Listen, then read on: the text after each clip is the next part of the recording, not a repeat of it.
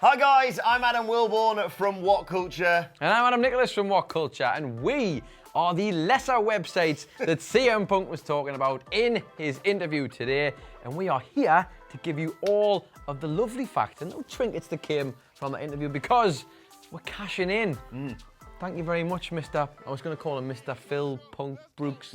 I think that's his Chick middle name. Magnet, whatever. Thanks, mate. Luckily enough, as well, there are 10 facts we learned from Who that knew, Starrcast eh? interview. Who knew? So let's dive straight into them. And point number one, of course, is he going to be at All Out tonight? Now, you may well be watching this after All Out happened, in which case you can answer the question, which is yes. By yourself. In my opinion, 100% he's going to be showing up at All My Out. opinion, maybe not, but who knows, because this may be after. But when he was questioned about it at the very least, he said he will not be there tonight. He said he's going to be spending the evening with his wife, AJ Lee, who's been in Los Angeles for the past week. Cue groans from the entire audience. Can you imagine if he just You went, selfish bastard! how dare you have another life? Imagine just be like, yeah, I am. I'll be there, so keep tuned in. Imagine that. I'll be Everyone's kept it for months on end. for months. I'll see you in a few hours. like- Did that just slip out? It's his I am Iron Man moment. He's just like, oh, yeah, I am going to be there. Q news reporters going mad. Anyway, the next thing we have that he covered was the fact people asked him about his life away from wrestling. How have things been since he left? He obviously fell out of love with the business, and basically people want to know how it's been and is he having a good time? Is he happier?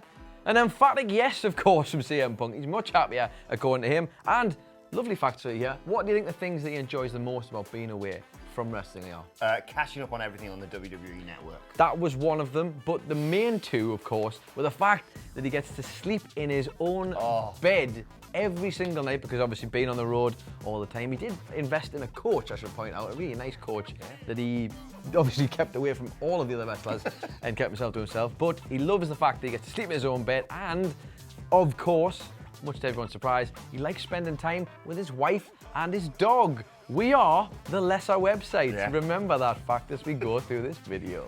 Speaking of his life away from wrestling, though, he also talked about his budding movie career. He has just finished acting in Checks notes. horror films Girl on the Third Floor and Rabid. The literal image of the checks notes Yeah. bit on Twitter. Yeah, Good. absolutely no idea what they are. Yeah. But he said it was a lot of fun. He really enjoyed doing all that.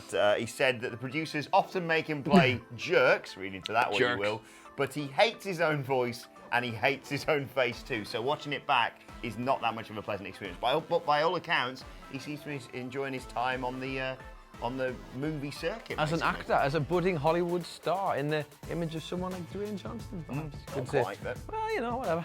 He said, but the fact that he's over there means he's not wrestling, and someone asked him what it is that he misses about wrestling. Now, interesting, because obviously, immediately when they said, is there anything you miss from wrestling? He just immediately said, nope. Not at all. Not at all. Nothing at all. But he did follow that up. It wasn't just him being whatever. He did say that he feels like he did it all in the business. Everything that he wanted to do. He says that obviously that was the headline in WrestleMania thing, but that ultimately he's over that now by all accounts, according to him. He says he got no. Well, we'll see. We'll see when he's there again.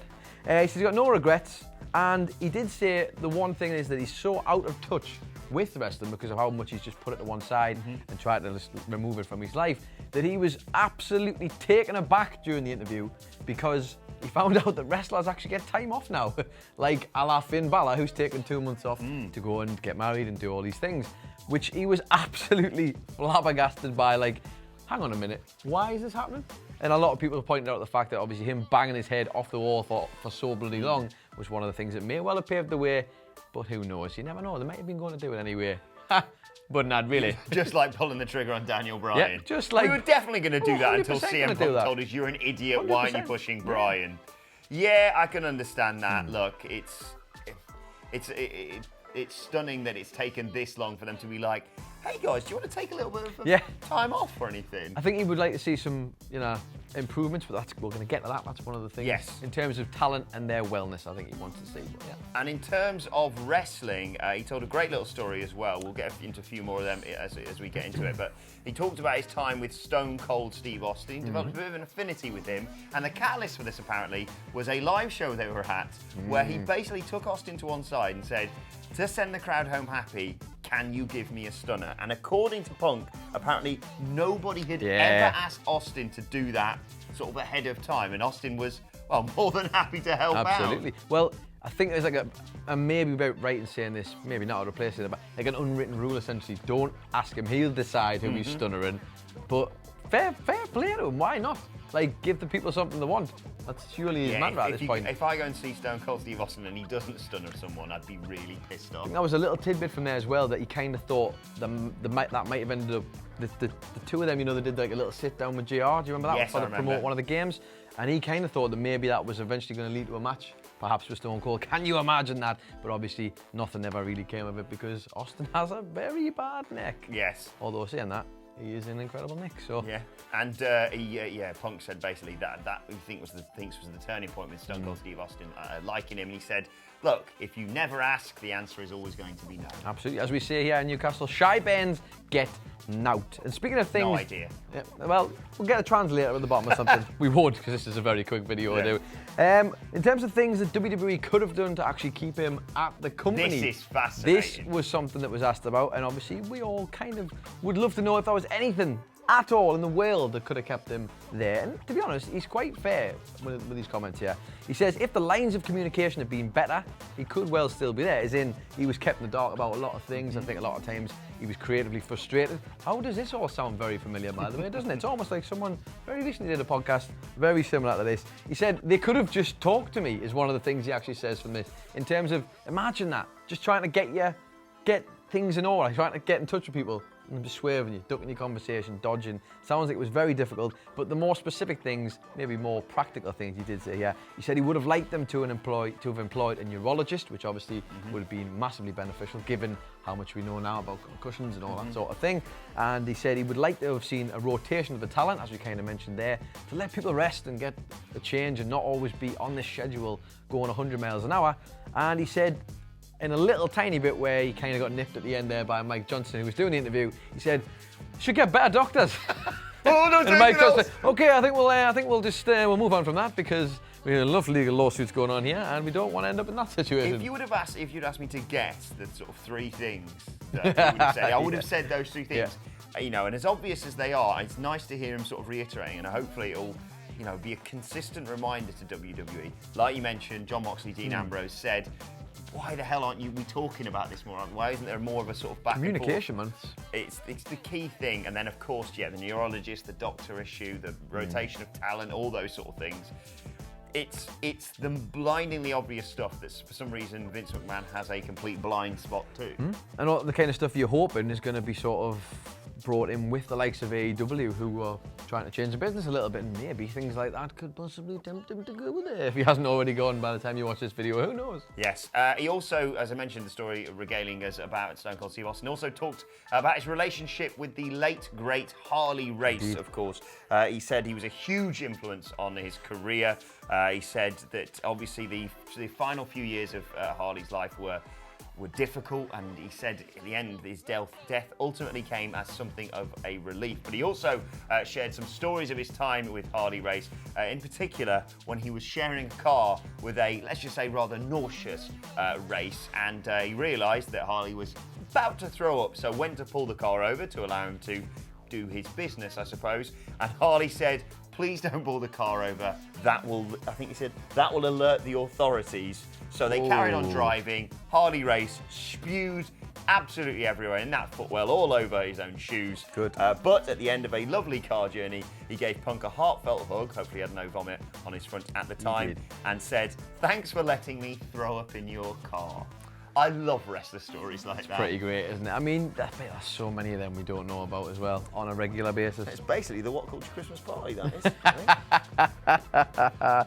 Brilliant. Well, we know what was coming out of his mouth, which was obviously sick, but one of the questions that was asked at this Q&A with Punk was one that I've actually been quite interested myself, is when he did his feud with The Undertaker before WrestleMania. Obviously, we all remember when he poured Paul Bearer's ashes all over The Undertaker and all over himself in a weird way, in a sort of weird ritual, tribal almost way. Well, obviously, everybody wanted to know, was it Paul Bearer's ashes? You know, can you imagine if it was Please, God, no. Paul Bearer's ashes, like secretly hoping? Turns out it was cocaine. It was really dark cocaine, apparently. This turns out it was cat litter, of all things, which Is it better or worse than Ash's that? Because I don't know. I hope it's not used cat litter. Yeah, well, this is it. But then there's ribs in the company all the time. I did ask the question about in the office. Does cat litter smell, or does it or does the poo in the cat litter? Yeah. Is that what the real worst part is? Phil seemed to think the cat litter itself still smells. So imagine that, just like chucking that on yourself, and then if it did smell and you weren't prepared for it, how he managed to keep such a straight face. Also, it must be weird to have that sort of stuff on your skin, because isn't it basically meant to soak up any moisture? Well, this is it. So you just, oh God, I've turned into a statue. I'm old. Amazing. But yes, I like the fact that, I like the British journalist who was like, was that Paul Bearer's ashes? Just got to ask, just to be sure. Speaking of questions that we all desperately want answered, he also answered the question about The Rock's phone call. Now, you may remember when they were shooting for Fighting With My Family, The Rock did a bit on, I think it was Monday Night Raw. Yeah.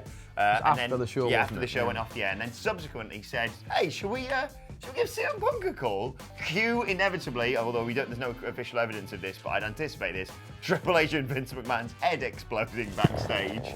What are you doing? But it's Rock, and he does what he wants. It is. And of course, you may well know that The Rock rang, and it just went to CM Punk's answer machine, so he left him a lovely message with all the crowd chanting, etc., etc. So what was Punk doing during that time? Was he deliberately ignoring the call? No, that is not apparently the case, according to CM Punk at least. He was taking his dog Larry out for a walk, and then got home, checked his phone, obviously had missed calls and just millions of text messages. And apparently the first thing that went through Punk's head was, oh, who's died? It wasn't that, of course, it was The Rock trying to phone him after an episode of Monday Night Raw, which got everyone talking. But unfortunately, Larry needed his walkies. And can you imagine if Punk had one of those, like, joke answer machines? It was like, hello? And the Rock said, hey, Punk buddy. He's like, I'm just messing with you, man. This is Punk's answer machine. Or a weird singing one with AJ. Like a couples one. No, I don't think that was on the cards. But the last question, you see, you've got all the way through this. Less our websites, we like our clicks, and we get you all the way at the end. But the big question, the massive one, the one we've chucked in at numero uno was, what could be done to bring CM Punk back to WWE? Nothing. No, I'm only joking. Now, he did say something. He basically said he's mellowed out a lot as he's got all that, and 5 years down the line since he left WWE, he's realised it's negative energy that's just not worth holding on to, and it's not productive. I think Bret Hart remembers him saying something very similar about the whole Shawn Michaels situation back in the day. It's just not productive, not healthy at all. He said, in terms of, the first thing he said, just to kind of break the ice a bit, was, I do it just to ask them for some time off, which apparently got a huge pop from the crowd at the Q&A, because I guess it had just been mentioned now that wrestlers do get time off. But he also said here that he's no longer as confrontational as he used to be, and he says in terms of conversations with people, he wouldn't not talk to Paul Levesque or Vince McMahon. In terms of someone could call him and make him an offer, he's not going to say that he would say yes, but he said he would take that call. Now I realise at this point, as I'm saying these words, I'm going back to the fact that this could all be irrelevant, because you could be watching this after All Out, in which case, lol, joke, it's AEW, and F you to Vince and Triple H. But that's what he said in the interview. And I think that's quite interesting that if he hasn't gone to AEW at this point, then he would at least take the call in terms of if there's business on the table, he would listen. It is one of those things, isn't it? We always say this with wrestling, you know, we watch what happened with Punk and the subsequent lawsuits and everything else that went along with that. And you were like, well, that's it. That is absolutely it. But with wrestling, you never say never. And in particular with WWE, you think about, you know, wrestlers that have seemingly burned all bridges with that company and then come storming back. Interesting that, you know, in terms of on Punk's side of things, he's leaving that door slightly ajar, just to at least open the lines of communication. He could be one of the key players. I'm not saying he is right now. We've got phenomenal talent across the industry right now. But in terms of AEW and WWE, if you're thinking about all the talent they're picking up, if CM Punk doesn't make an appearance at All Out and, you know, doesn't commit his future to either company, he could be one of the biggest free agents in wrestling. It could be, but I guess it's all down to him. And ultimately, I just hope... It sounds like he's not keen to come back to the ring. I shouldn't say that. But he sounds like he's... I think he's a realist. Opportunity. He's a realist, I think. He realised the industry has slightly changed. It still needs to change a lot more, in my opinion. But he realised that that's changed, and I think he might be getting that itch back. Depends. I said it before. I think if he's bored, creatively and not satisfied. I think that is one thing that would get him back in there. But ultimately, part of me kind of hopes he never does, you know, just because I think it'd be nice for him to be able to say, look, I did it and I did it on my terms and whatever. No, whether he admits it to himself or not, he says a little tiny moment, a little thing in the back of his head that says, like, you can still go out there and be the best in the world. Good to hear from him, though, opening up and answering all the questions we really want answered as well. Absolutely, yeah. Just for us, less our websites who like to report on these things. Thanks, Phil. Thanks, Phil. You're paying the bills, Phil. Let us know your thoughts on all of the points we've raised today in the comment section below. And don't forget to like, share, and subscribe. And subscribe to What Culture Wrestling on either iTunes, Spotify, or wherever you get your podcasts from for daily wrestling podcasts. And you can tweet at us your thoughts about the 10 things we learned from the Starrcast interview at WhatCulture WWE. Watch there, follow both of us. You can follow him at It's Adam Nicholas, and you can follow him at Adam Wilborn. You can follow us all, as I said, at WhatCulture WWE. My thanks to Adam Nicholas. Thank you for watching, and we will see you soon. Thanks, Phil. Thanks, Phil. We've actually got a live stream to go and do any second now. What time is it? Not long. AEW is happening. Oi.